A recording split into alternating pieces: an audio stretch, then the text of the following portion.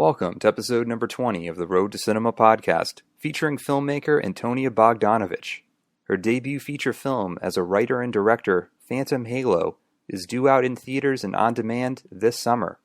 On today's episode, we'll discuss the legacy of her mother, Polly Platt, who is an accomplished art director, production designer, screenwriter, as well as a producer and development executive at James L. Brooks' company, Gracie Films. We'll discuss Polly Platt's work as an art director and production designer on Peter Bogdanovich's early films The Last Picture Show, What's Up, Doc, and Paper Moon. Her work as a screenwriter on Louis Malle's film Pretty Baby, as well as Polly Platt's eye for discovering talent, which includes Matt Groening, who would go on to create The Simpsons, screenwriter, director, and producer J.J. Abrams, as well as Wes Anderson and Owen Wilson, whose debut feature film Bottle Rocket was produced by Polly Platt. We'll also discuss Polly Platt's work as a producer on Cameron Crowe's first film as a director, Say Anything. We'll also have an update on Orson Welles' lost film The Other Side of the Wind, which is currently in the process of being completed by Antonia's father, Peter Bogdanovich. For more information on the Road to Cinema podcast, to read the Road to Cinema blog, and to watch our Road to Cinema YouTube series, please visit jogroadproductions.com, and you can follow us on Twitter for the latest updates at jogroad. And now we join filmmaker Antonia Bogdanovich as she discusses her mother Polly Platt's early work as an art director and production designer. Her mom, Polly Platt, it was interesting to find out that she was actually the first woman to become a member of the Art Directors Guild. Is that right? Yes, it is. And, she had done so many things through her career: screenwriting, production design, wardrobe, producing, even being a development executive. But how important was it to her to be a production designer and really learn that craft? I think it was the most important thing that she did in her career. I think that was how she got into the business. She was a costume and set designer in the theater, and she aesthetics and how films and theater looked were always primary in her mind. But then again, she was always a producer, in her heart. But I think that her background in production design was the most important for her personally, and how she approached movies and taught me how important that was, how somebody dresses, the color of a wall, where a clock is located in a room, what paintings are on the wall, where they are on a wall. It's something that she taught me over and over again. Like when we watch films, she would point those things out. Yeah, I think those specific elements really define a film, can define characters, and can also just create, even kind of collaborate with the cinematographer in a sense in creating a color scheme, and all of those details really add up to the entirety of the movie. Yeah, I can tell you a great story that I heard recently. My mother was, I don't know if she was credited as production designer on Paper Moon because she might have not been in the union yet, but she was, in fact, the designer of the film. And my father, Peter Bogdanovich, recently told me that it was her idea to put the money, the $800 that Tatum and Ryan O'Neal are hiding from the cops in her hat when they're in the jail cell, and they're being interrogated, and she kind of scratches her face and points up to the hat. It was my mom's idea to put it in the hat, and of course she chose that specific hat. Wow. So I thought that was pretty amazing to find that out, that was my mother's idea. Yeah, and then you see in the film how there's that zoom in, and then you see where the money is hiding in the hat.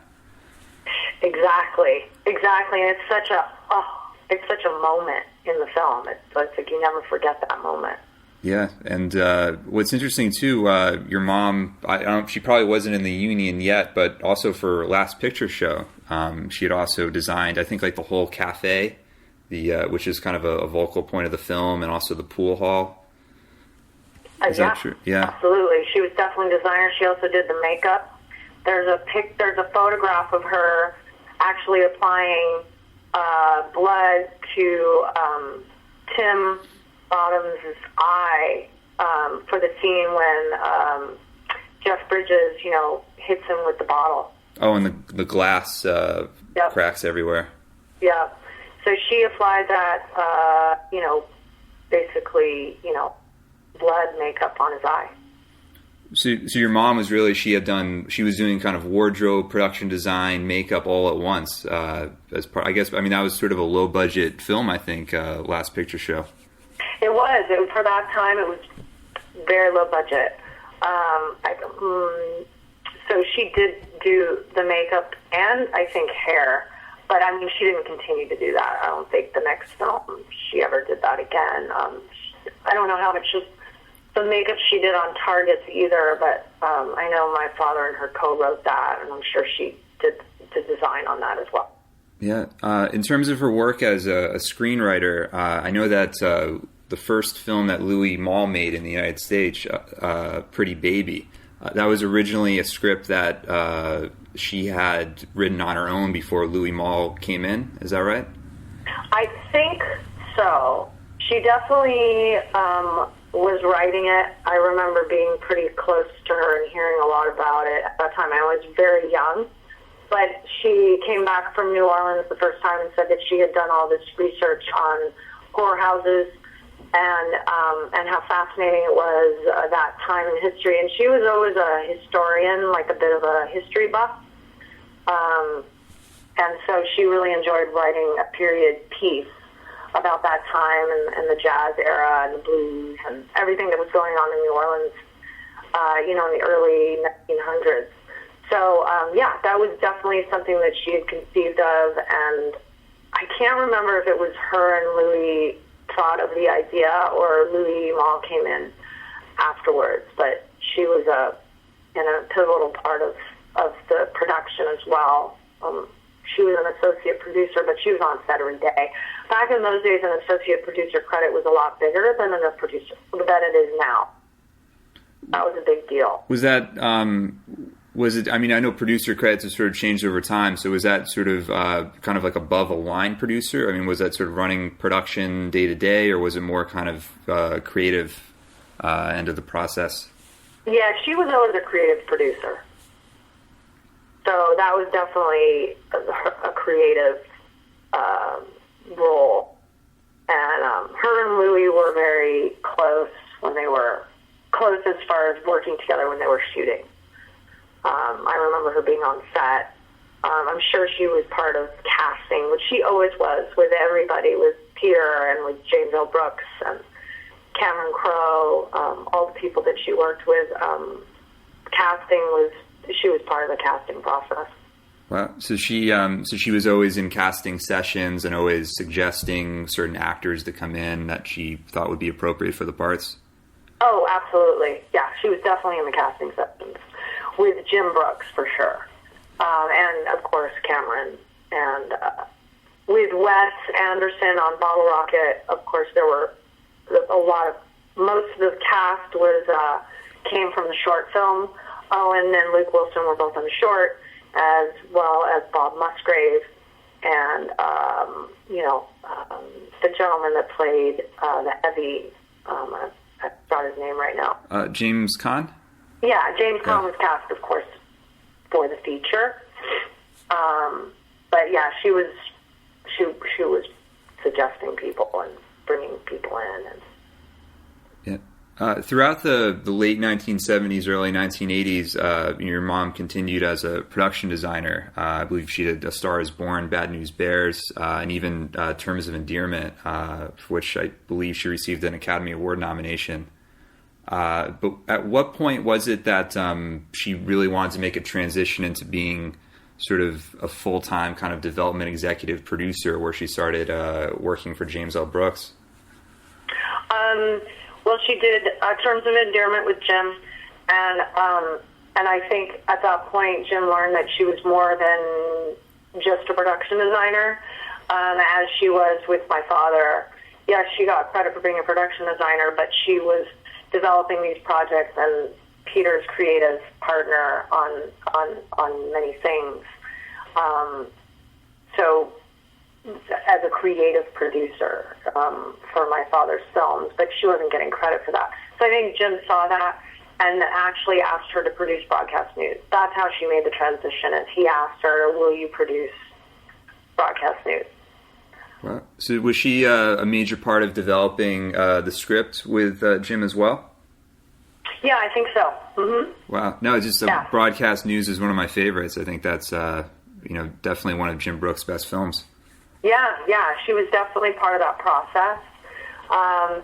Jim's definitely a solitary writer, but I'm sure that she was giving him notes.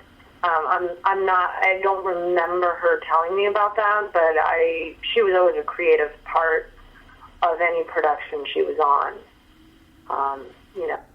And they worked together on several projects in development specifically. And I think after the success of Broadcast News is when Jim invited her to be a part of Gracie. I don't know if she was an executive before Broadcast News. I don't think she was. Yeah. Was it also around kind of the late 80s that she had found Matt Groening? I believe there was a comic that he had written called Life in Hell, and that's what she had brought to Jim Brooks, and eventually Matt Groening would go on to create The Simpsons.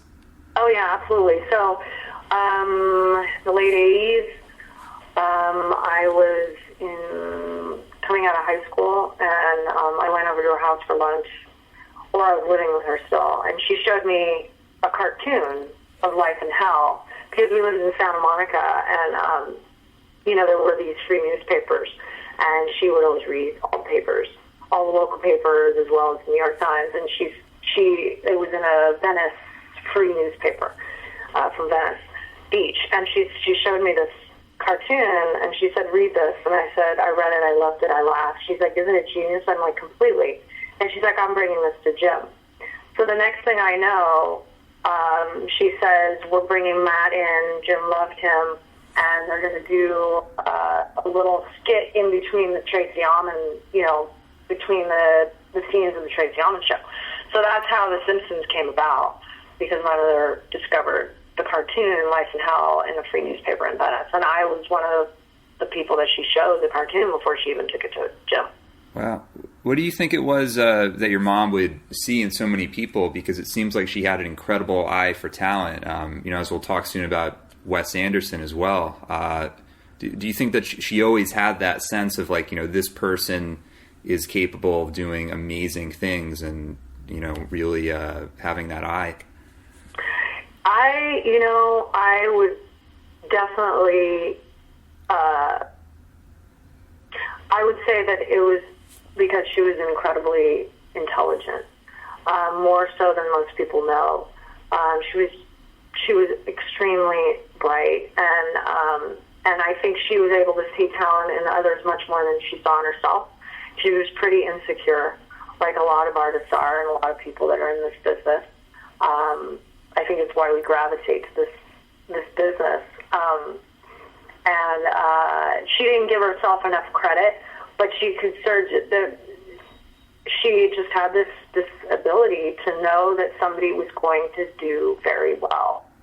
And I mean, she said that about Wes, and she said it about J.J. Abrams long before J.J. I mean, it felt like a long time before J.J. did Felicity when she was telling me about this, but maybe it was a couple of years. But it took a while if you would have said that J.J. was going to be where he is now when Felicity came on, I would have said, my mom would have said, yeah. She would have said, absolutely. I have no doubt, and I'm not surprised. Yeah, who's going on to direct a whole series of Star Wars movies now. It's incredible. Yeah, it's crazy. It's crazy. I mean, I knew JJ. We were all in the same building. Had your mom read an early script from JJ, or? He had a development deal at Gracie Films in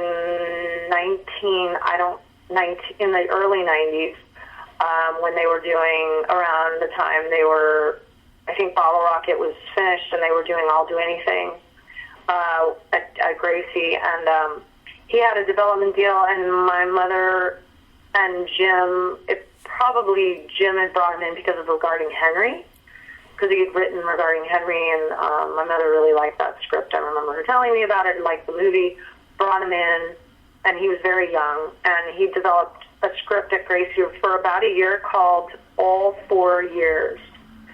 And it didn't work out. They were going to make the movie there, but he took the script with him when he left, when the contract ended, and he turned that into a pilot called Felicity.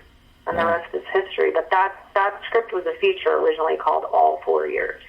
Yeah, and that was... About kids in college. Yeah, that was on the WB, I remember. Right? Felicity was on the WB, yeah. And I remember, I mean, look, I hung out with JJ in his office all the time when we had downtime, because I was an apprentice editor on I'll Do Anything.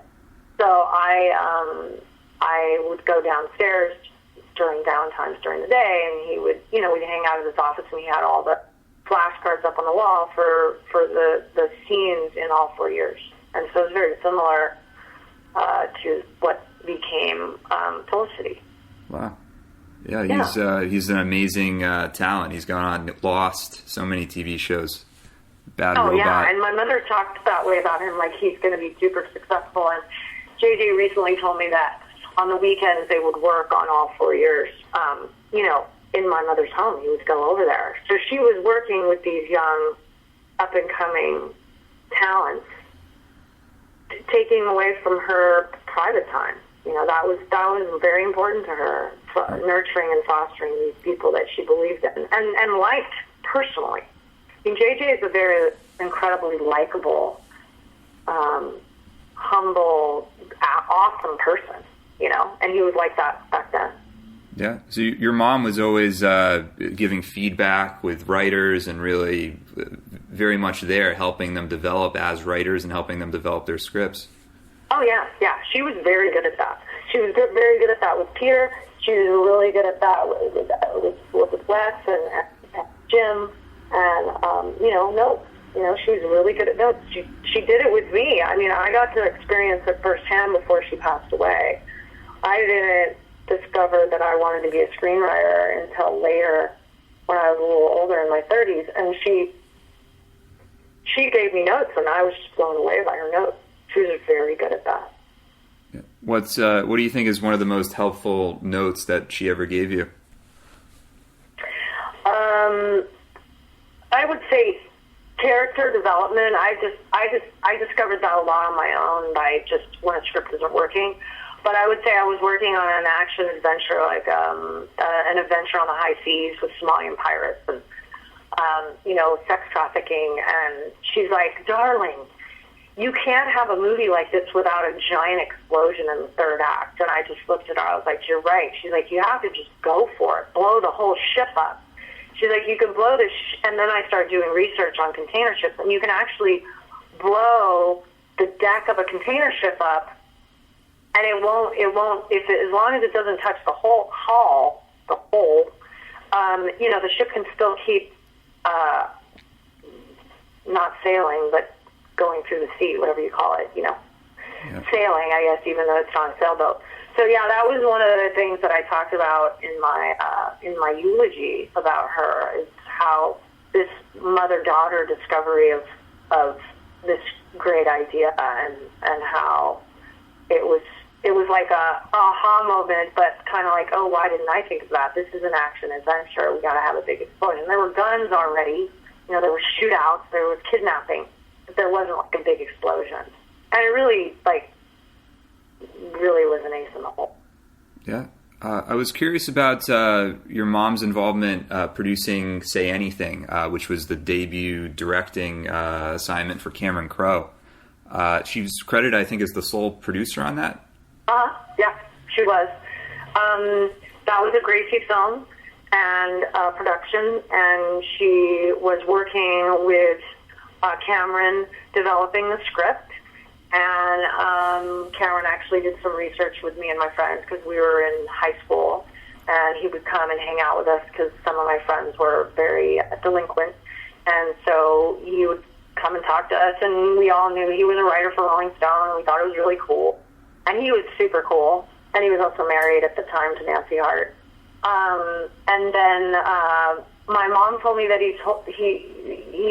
my mom told me that she told Cameron that if he didn't want to have his script ruined, he should direct it himself.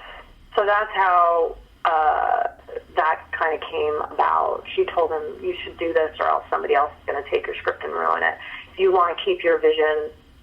And I think she did that with a lot of, because she worked with Jim, who was a writer-director, and Peter, who was primarily a writer-director, she knew that the best way to maintain the vision was to have the writer direct. Now, not all writers are great directors, but she just happened to work with those that were very good at it.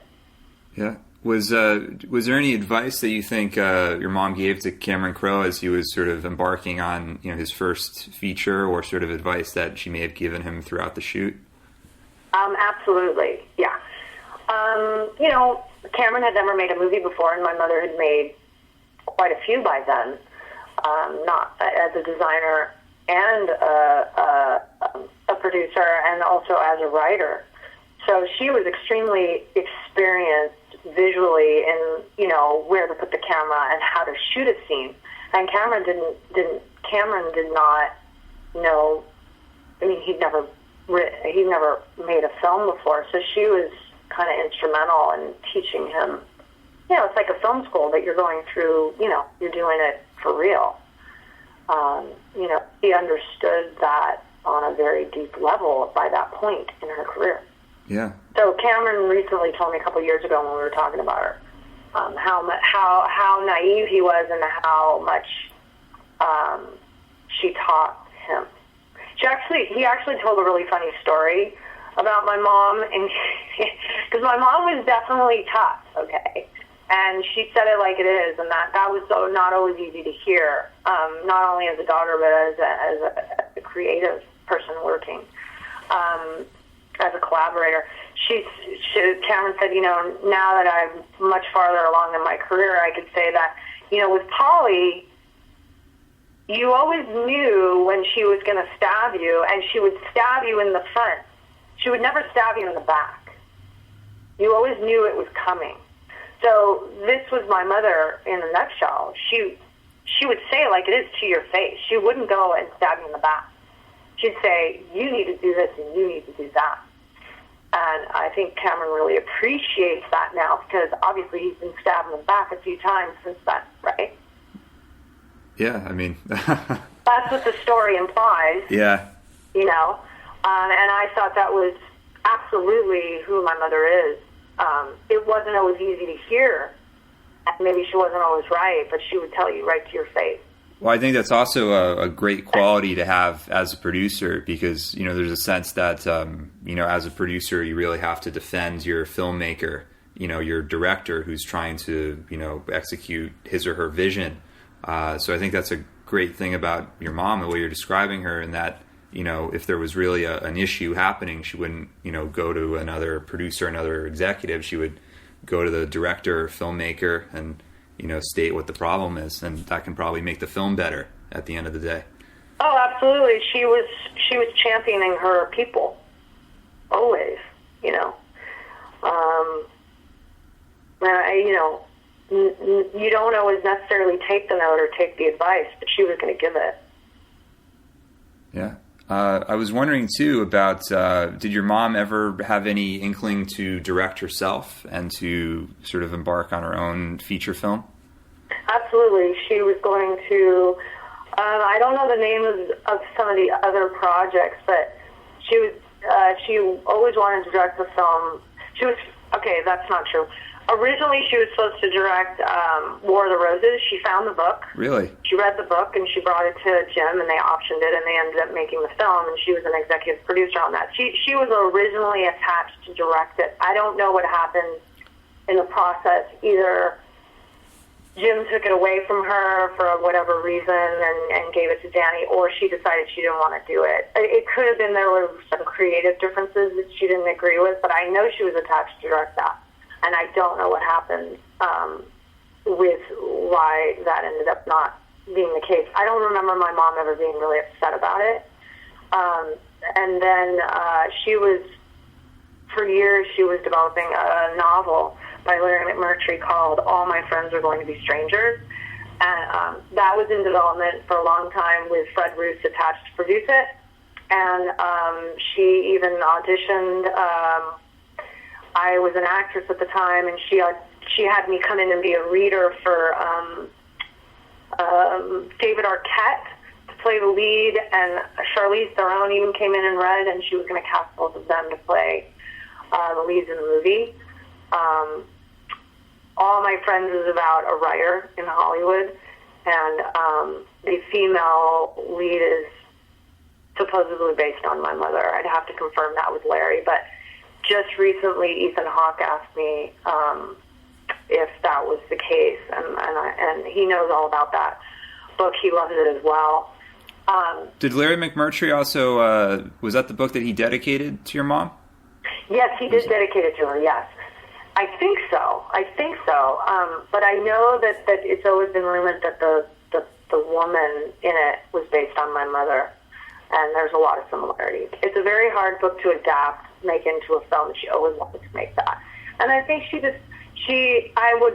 everybody wanted her direct, and I asked her more than once why she wasn't going to do it, or she had decided not to do it, or, All My Friends was hard. I don't think it ever got off the ground like a lot of projects. But she said, that's a tough job. All the pressure's on you, and you get blamed for everything. She's like, I prefer to be a producer. I don't want to get blamed for everything. She just didn't want to be upfront. And she had a desire for a while, but really, I don't think it was her true calling. And a lot of people would say otherwise, but I think she would have made an amazing director, but she just didn't want that pressure. I think she'd seen it too many times, the ups and downs of being a director. Yeah, but she was a major creative collaborator, and also too in finding talent. Like Wes Anderson, for example. So, is it true that she had saw the Bottle Rocket short that I believe that was at Sundance? I think that was 93, 94. Yeah, Barbara Boyle, who was a good friend of my mother's, who was at the time, I think she was an entertainment lawyer. Eventually, she ran the UCLA Film School. Not sure what she was at that time. My mother and her were very close friends. And Barbara went to Sundance. Or maybe Barbara was a producer at that time. But Barbara went to Sundance and saw the short and brought back a VHS copy of it to my mother. And my mother watched it and, of course, said to Jim, we need to bring these boys in, and we need to develop this script, and we need to make it. So at the time, Wes already had a script based on the short written, and I remember going over to my mother's house and her copying in the VHS copy of Bottle Rocket and us watching it together. It was black and white, and it was incredible. She's like, isn't it fantastic? I said, amazing. And again, it was, I'm bringing this to Jim. We're going to do this movie, and we're going to bring these boys in. So for a year, Wes Anderson and Owen Wilson had an office at Grace Films in the Sidney Poitier building at Sony, and they developed the script over a year. And then Polly produced it with on set with Wes. Well, do you know part of the process of how your mom had developed the Bottle Rocket script with Wes and Owen? I think they would go in and do notes, and and I don't know the details. Of course, Wes would know a lot more, and he would be able to elaborate. But giving notes, I know that my mom really wanted to support Wes and his vision, and that was kind of her, that was her priority. And Jim might have wanted to change it a little bit more because he was a writer, and that was his thing, to really develop and change a lot more. And I think there was some, it was tough because Wes is very much, he has his own vision and his own way, and I think we've seen that has, exploded into a very original and compelling career for him. So he was always that way. So I think that I remember my mother really wanting to support that. And I think at the end of the day, that's the script that they ended up making, is the one that Wes had written. I do think it changed from the original, but not as dramatically as it might have if Polly wasn't there supporting. And it's not to say that Jim wasn't amazing in that process as well, because he was. Yeah. But I know that there was, like in any developmental process, there's, tugs and pulls. What's interesting is on the Criterion DVD for Bottle Rocket, there's a documentary where your mom's also interviewed on that, and they talk a little bit about the development process, and Wes is developing this very specific visual style, that now we kind of see throughout the films, that all the films that he's done, but at the time it was just so new and revolutionary that some people just didn't understand it, but clearly it's connected with so many people. He developed he had his own voice, and you can even see that within the short. Yeah, and I think that's what my mother picked up on. I mean, look, she didn't shy away from originality. I don't think anybody should in the business. To be that original, it was hard. He was so ahead. I mean, nobody had ever done anything like what he was trying to do, and it had its beginnings in Bottle Rocket, but I think Royal Tenenbaums is really where we started to see, wow, this guy is an innovative, really original filmmaker, and you could see that in the short, Yeah, there's definitely a tone in the short. Go ahead, yeah. I was going to say there's definitely like a really specific tone in the short. This kind of atmosphere that you feel that's all throughout his features. Absolutely. And, Owen and Luke were part of that. They were very, very close, the three of them. They lived in a house together the whole year that they were in Los Angeles. They'd never been out to... I don't think any of them had really been to Los Angeles before. I don't know, but I know they hadn't spent a lot of time there. They were Texas boys. My mom called them the Bottle Rocket Boys for years. I mean, that was their kind of, the Bottle Rocket Boys. And, she wasn't that much older than them at the time. I mean, I thought she was a lot older, but when you think about it, I think she was in her early 50s. And, they were like her kids. She adopted them and nurtured them. Yeah. She loved Wes. She loved Owen. I mean, they were lovable, Yeah, it's incredible. That short is really the feature acting, or not the feature, but the acting debut of Owen Wilson and Luke Wilson. I don't know if everybody realizes that. Yeah. I mean, I remember it was just so funny when you're watching the short and then you find out that, they're actually robbing Luke's mother's house, Luke's character's mother's house. And you're like, this is so odd. Shot in black and white, and just the framing and, like you said, the tone. She loved that, and the fact that they were able to get that movie made at Sony when it was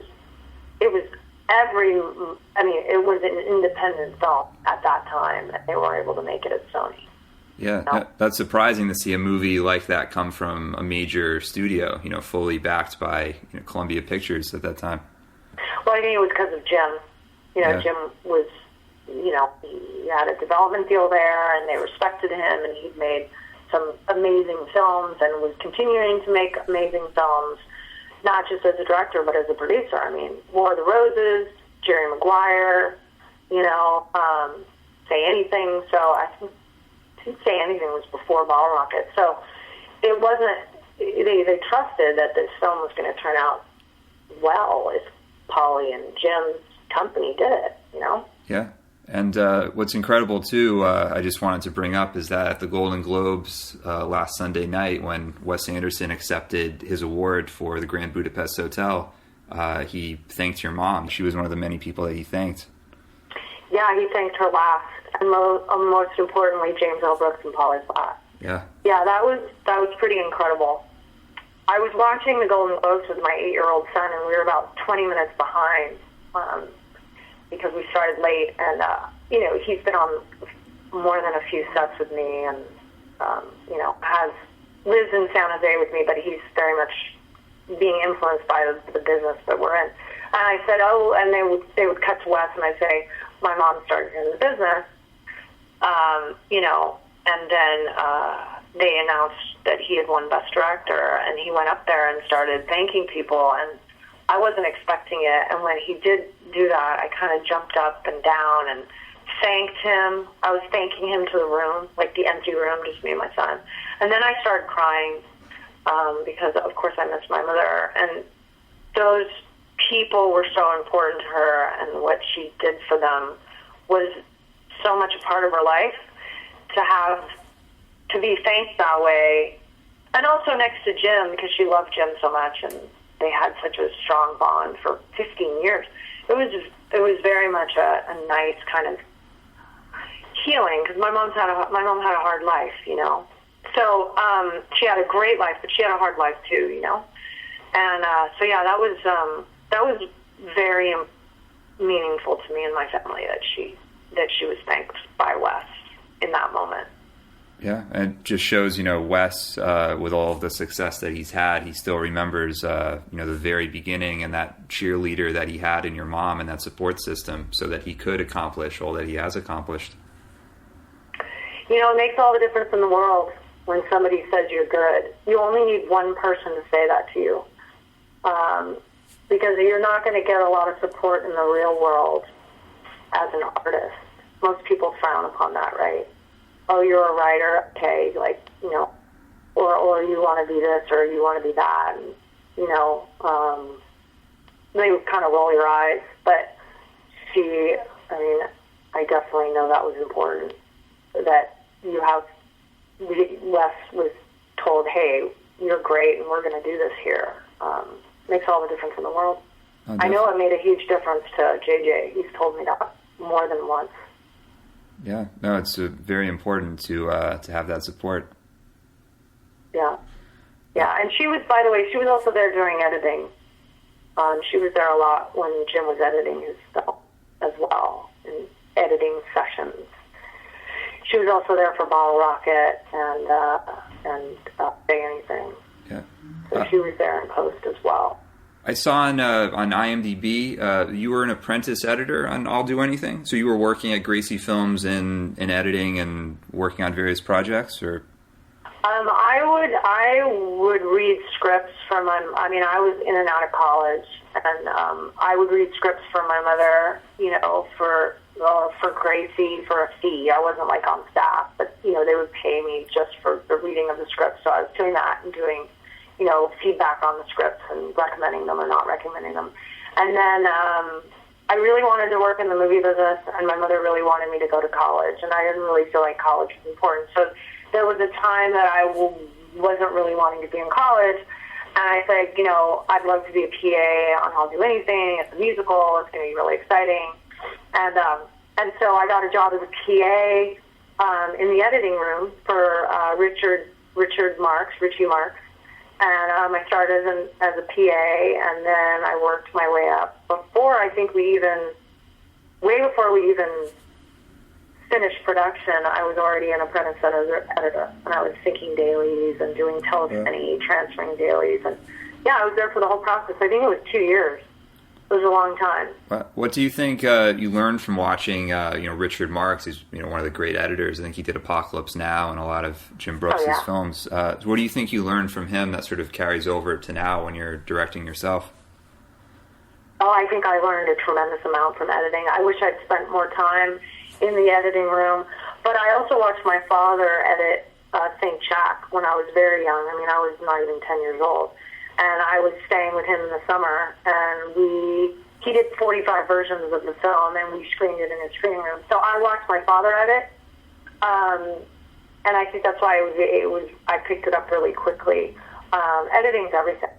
I mean, it's the final rewrite, and that's what editors say. And Richie also worked on broadcast news in terms of endearment, so my mother and him were good friends. So I learned I continue to learn more and more about editing, and what I learned in post-production on my film Phantom Halo that I just finished will carry on to my next film, because I learned so much in the editing room that I can apply to production to make it easier when you're editing and more accessible, and just more options in the cutting room. The new film that you directed, Phantom Halo, I believe it had a premiere at the Austin Film Festival. Yeah, we premiered at Austin Film Festival. It went really well. We had a full house, and people were laughing and cheering, and it was kind of beyond my expectations. We are in negotiation now to have a distribution in this summer. It's going to be a limited theatrical and a premium VOD, which I'm very happy to have in my first film. It started as a short, which actually my mother I was able to read the script to my mother before she passed away. But she passed away 3 weeks before I shot the short, and she told me to never give up, and it's been a long road, but I'm very happy to be here. I dedicated Phantom Halo to my mother, but it's at the very end of the credits, because I knew she would have been pissed if she was the first card up. I did that for the short. I know she would have wanted me to do it, and I know she would have been really upset, because I know how my mother is. Every part of, I would say there's so many parts to me as a filmmaker that's been influenced by my mom. I can't even count them. There's always this little voice in my head when I'm on a set directing. Not that I've been on so many sets directing, but two, and I did a lot of theater directing where, the voice will say, move that clock over there, or shift that painting over there. I'm very much aware of production design. I could never be a production designer. I don't have the kind of talent in that area as my mother. But if I have a great production designer, I'll say, well, that color doesn't look good. I wouldn't necessarily be able to conceive of the original color, but I'll say, no, that doesn't work. So production design is extremely important to me, and who I hire as a production designer will always be extremely important. And just even talking to actors, and I would say I learned a lot of that from my dad, how to talk to actors, but so many other things that are kind of osmosis, like you don't know you're learning, and wardrobe too. How somebody's dressing and how it changes. I think I learned a lot from my mother of what not to do. It's interesting when you see a bad movie how much you can learn. Really learn from watching a bad movie. Yeah. And I've noticed costumes all the time, because I went to so many movies in the theater with my mother, or watched them at home, or screeners, and she would just be screaming at the TV all the time. I'd be, Mom, can we just watch the movie? But I didn't realize at the time how much I was learning from that. Over and over and over, that dress is atrocious against that, that wall background, or that dress is atrocious against that wallpaper. So what kind of clothes, you have to, imagine the clothes on the set, too. That's more important than just looking at it, against a white background in a wardrobe. Yeah, it has to work with every element that you're photographing. Yeah. And accessories, too, purses. And if you watch What's Up, Doc, there's so many outfits that Barbra Streisand wears in that movie that my mother wore. I remember my mother wearing that exact outfit. I'm like, that's my mother's shirt. Her style, she had an incredible style. Yeah, I think it's important because film is really just the accumulation of all of these details, what the person's wearing and what the set looks like and all the details. It's just as important as where you're going to place the camera and have a certain angle. It's so important. And then also I definitely would say that, because I lived primarily with my mother growing up, I just learned a ton from her. And I really never thought I would be a director. And I definitely never thought I'd be a writer. Because my parents were such good writers, and I felt like I was really good in math and science. Very good. And struggled with English. And so I always compared myself as a lot of well-known or successful people in the industry do. When your parents are very successful, it's intimidating, and you feel stupid or subpar to them for a long time until you have your own identity. And you say, no, I learned from them. I'm definitely my own person, but I learned from them, because I have a very strong aesthetic, and I'm very opinionated, and I have a very strong personality. But, so did my mother. the older I get, the more I feel like her, you know, in a lot of ways, and just the way I approach things now. I wish I had her blunt honesty, because a lot of times I avoid that, because especially when you're up and coming, you don't want to piss people off, you don't want to burn bridges. But I remember she always used to say to me, "Don't be a kiss ass." So I don't kiss ass, but I'm working on kind of being as honest as humanly possible. Yeah, I guess it's just sort of walking a fine line when you're trying to be political and you're working on a set, and I guess you're just trying to kind of get along with certain people to kind of know when to give your opinion and know when not to. Yeah. Yeah. Yeah, especially as a producer, that's a lot more. That's a lot trickier. But when you're a director, you know, you just got to make sure to respect and collaborate with everybody. Which my mom was a great collaborator, and I love collaborating with the people I'm working with. So that's really important to learn as well. When you're a producer, you know, you got to respect the vision of the director. And I just produced The Phenom with Ethan Hawke and Paul Giamatti, and Noah Bushnell directed it. And, you know, that we had to respect his vision. And, you know, when you're a director, primarily you have to learn, okay, well, this is his movie, and this is his vision, and how can I support that? Yeah. You know? I was curious, too, what you learned from your father growing up, because, you know, he's made so many iconic films, you know, among my favorite, The Last Picture Show. Is there anything that, you know, still helps you to this day? Does he help you sort of read over scripts or even look at cuts of, you know, of your new film and sort of give substantial critiques? Oh, absolutely. I learned a ton of the craft of directing from my father, because he talked about working on his movies and what he did on his movies, and that would be a conversation at dinner time. And I watched every John Ford movie and every Howard Hawks movie, and quite a few Hitchcock movies before I was 9 or 10. Many Lubitsch films, Jean Renoir. So I had seen hundreds and hundreds of films by the time I was 10, just for fun, but you're learning when you watch these movies. And it certainly wasn't none of those films were coming out in my generation. They were, you know, 20, 30 years prior, some 40 years made prior. So great actors, learning about great acting, what a pause means when you cut somebody. He talked a lot about editing, because he edited The Last Picture Show and Target himself. There might be editors credited on those films, and he did the cutting. So I learned a lot about all the major directors, and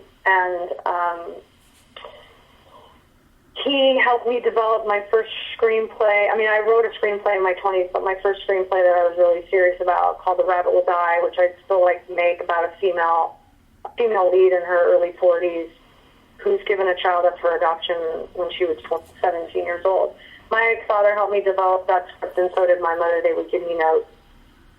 It was difficult at first for my first screenplay, but I've gotten a lot more open with having a parent help. He watched my short and was extremely impressed and encouraging, and said that he was expecting it to be a lot more amateurish, and it seemed like I had directed a few films before that, and I was very moved by that. And I said, well, I learned from the best. Come on. He helped me develop Phantom Halo. He was quite busy at that time, but he did help develop the final versions of the film, and then saw, you know, close to a final cut, and we actually cut a few scenes together before I lost the movie, because he's the executive producer on Phantom Halo. So definitely creatively we work together, and we're working together right now on a script called The Criminals, which I am attached to direct, which my parents wrote in 1968. Wow. I found it, I could talk about that film forever. So this was a script they wrote together in 1968, Polly and your father? Yeah. Polly Platt and Peter wrote it in 1968. After they had done Targets and before The Last Picture Show, Roger Corman said to them, I want you guys to write a script that I want to make like Gunga Din, but cheap. So they went through all these different ideas that they had. Jason and the Argonauts, he kind of slammed that down. All these different ideas that they had, big movies that they were going to try for cheap. And he said, and I have, 3 weeks in a salt mine in Poland. I can shoot there for free. So my mother was a World War II buff, and she was, scouring her World War II books, which she had many, and she found this story about a group of criminals in Poland at the time that Hitler had newly invaded the country and taken and occupied it. About a group of criminals who destabilized the Nazi occupation by doing criminal acts on the officers and the SS men. So they took that idea and turned it into a script and turned it into Roger. They got paid $3,000 to do it. And when Roger didn't make it, the rights reverted back to them. And I didn't know anything about this script, and I was cleaning out a pile of scripts in one of my drawers because I was moving in my office, and a bunch of my father's scripts had ended up in my office because he was living with me for a couple of months in 2009.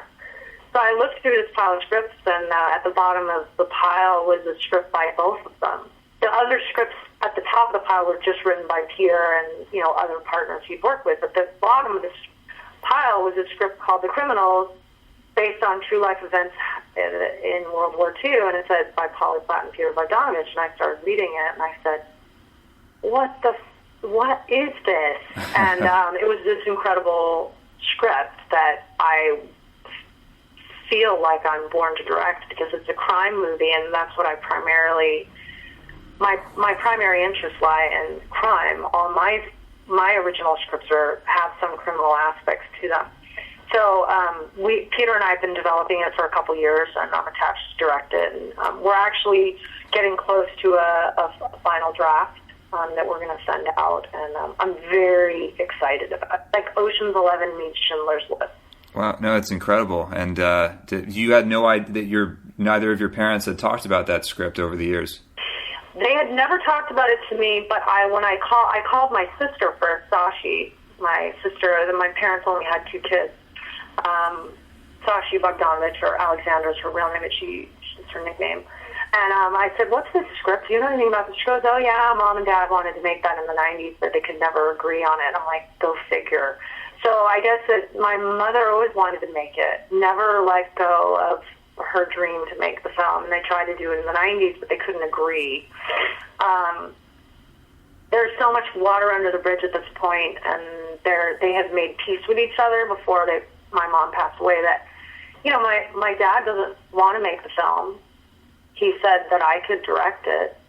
So, so she wanted to make it in the 90s. And I can't tell you how strong her interest in World War II was. She was her father was on the Dachau trials. Her father was a colonel in the army. So in 1946 or 1945, they went to Berlin, and she was only 6 or 7 years old, and she was extremely taken and influenced and made a huge impact on her life, that she saw all these children that had been part of World War II that had missing limbs, children walking around Berlin because of the bombing. So I think that for her to make a movie about World War II was always important. She didn't get to make a movie about World War II. Yeah, well, definitely. I'm looking forward to seeing that. You guys go into production. It's going to be a hard one to get made, but once it gets made, it'll be amazing. It's an action movie. It's really, really got a lot of great action in it. And it's fun. It's got a whorehouse in it on a houseboat in Poland on a river. And it's got all kinds of crazy stuff that goes on. Cool. I was wondering, too, about The Other Side of the Wind. I don't know if you know anything about it, but I read the New York Times article a few months ago that said that your father was editing. I don't know if you might have any update on that. Yeah. They have made a deal with the Orson estate, the people that are beneficiaries of his estate, and they are editing it, and it will premiere. I don't know where, and then it will come out. I'm sure it will have a theatrical release because there's going to be so many people that want to see it. And he stars in it with John Huston, and Frank Marshall is one of the current producers on it, and I think he was one of the producers when they shot it, because there's definitely he was one of the producers, and Dennis Hopper's in it, and Oya, I don't know her last name at the moment. Kador, is that right? What is it? I think it's Oya Kador. Yeah, that was his girlfriend for many years, and one of the beneficiaries of his estate, runs his estate. And she's in it. She stars in it, and I think Orson's in it as well. I could be wrong about that. And I mean, I've only seen a little bit of footage, but yes, my father is currently the supervising editor. He'll have other people working on it with him, Frank and Philippe, who is the producer. But they have been trying to get this film finished ever since Orson died. He basically told Peter that it was his, dying wish, like, please, if I pass away and I don't have time to finish, I cannot finish the movie, will you finish for me? So my father feels like he owes it to Orson to finish the film. Yeah, I've been reading articles over the years, like the footage was locked up or there were some rights issues, but, this is, incredible that, this lost film from Orson Welles that was never finished is finally going to be completed. Yeah, and somebody who said the negative has never been touched, and even some of the perfs have not been perfed all the way through, little holes. Yeah. Some of the inside of the holes are still intact. So it's really like pristine it's film. Set up on a editing bay, a moviola or a flatbed, and they're digitizing all the dailies, but eventually they're going to go back and cut the negative. And the negative is in pristine condition because it's never been touched. Nobody's ever touched the negative because it's been sitting for 20 plus years. No, it's incredible. Yeah, it's just. Yeah, that is definitely in process at the moment as we speak. Yeah, I mean that's a part of film history. That's it's so much is. It's 100. It's going to be amazing. And Peter's so young in it. I mean, he's like early 30s. Yeah, I think he's like one of the lead. Is he like one of the lead characters in the piece? And he is the lead. Him and John Huston. Yeah, he's the lead. Wow. Yeah, and they shot it over like a 4 or 5 year period. I mean, my father knows a lot more about the specifics, but I just asked him about this. Like, okay, so you shot it right before you went to do the last picture show. He's like, that's when I started, working as an actor in the movie, but he shot it over a period of several years. Yeah, I think Orson he lost money to finance it at a certain point, so he would just sort of go back to it whenever he could. Yeah, exactly. Determined to get it done.